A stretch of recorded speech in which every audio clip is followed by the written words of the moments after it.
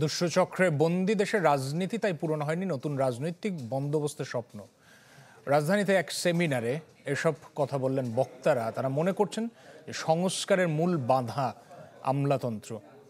এও বলেছেন যে নির্বাচন ঘিরে মনোনয়ন বাণিজ্যের মাধ্যমে রাজনীতি ব্যবসায় পরিণত হয়েছে। নতুন বাংলাদেশ গড়তে এলো জুলফিকার স্টিল। জুলফিকার স্টিল, ইস্পাত দৃঢ় অঙ্গীকার। বাংলাদেশের রাজনৈতিক দলের অর্থায়ন, চ্যালেঞ্জ ও সম্ভাবনা নিয়ে রাজধানীতে আয়োজন। এতে অংশ নেন বিএনপি, জামাত, এনসিপি সহ রাষ্ট্রবিজ্ঞানী এবং সুশীল সমাজের প্রতিনিধিরা। বক্তারা অভিযোগ করেন, ব্যবসায়ীরা রাজনীতিতে এসে পরিস্থিতি কঠিন করে তুলেছে। এ সময় রাজনৈতিক প্রভাব বিস্তারের মাধ্যমে অতীতে দেশের আর্থিক খাতকে কিভাবে ধ্বংস করে দেওয়া হয়েছে সে চিত্র তুলে ধরেন কেউ কেউ। আমরা যদি ব্যাংক গভর্নেন্সকে ঠিক করতে পারি, আমরা যদি ইনফরমাল ইকোনমি ঠিক করতে পারি, আমার মনে হয় কিছুটা পরিবর্তন আসবে। মানে এমন ভাবে আইনটা করা যাতে পয়সা না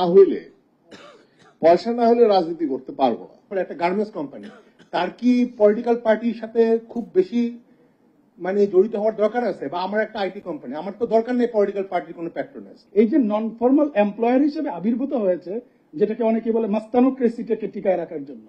মাস্তানোক্রেসি, আমরা তো ভাবছিলাম যে কোনো একটা দল যেটা বিপ্লবের মধ্য দিয়ে আসবে, তারা আসলে নতুন কোনো কিছু দেখাবে। 300 আসনে যদি ওই পার্টি নমিনেশন দেয়, তাহলে সে সর্বোচ্চ 4.5 কোটি টাকা খরচ করতে পারবে। এই সময় রাজনৈতিক দলের প্রতিনিধিরা দোষারোপ করেন আমলাতন্ত্রকে। দলগুলো অর্থের উৎস জনসম্মুখে প্রকাশের দাবি জানানো হয়।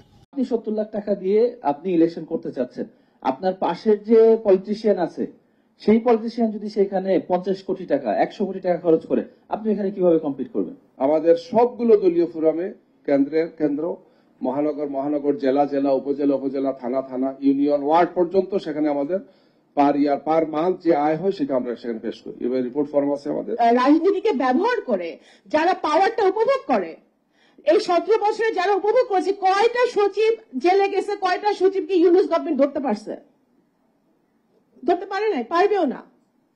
সো দ্যাট ইজ ওই রিয়ালিটিটা আপনাদের বুঝতে হবে। ওই রিয়ালিটিটা আমরা তো বুঝি, বাট স্বীকার করি না, ভেরি ডিনায়াল। সবশেষে কথা বলেন বদিউল আলম মজুমদার এবং ডক্টর ইফতিকারুজ্জামান। তারা বলেন, বাংলাদেশে রাজনৈতিক দল নেই, আছে একদল ব্যবসায়ী আর একদল ধর্মীয় কর্মী। রাজনৈতিক দুষ্টচক্রের কারণে নতুন বন্দোবস্ত পেয়েও সংস্কার সম্ভব হয়নি বলেও মন্তব্য করেন তারা। আমরা চেয়েছিলাম এই 3টা ক্ষেত্রে প্রাধান্য দিয়ে সংস্কার করার জন্য: রাজনীতি, আমলাতন্ত্র, ব্যবসা।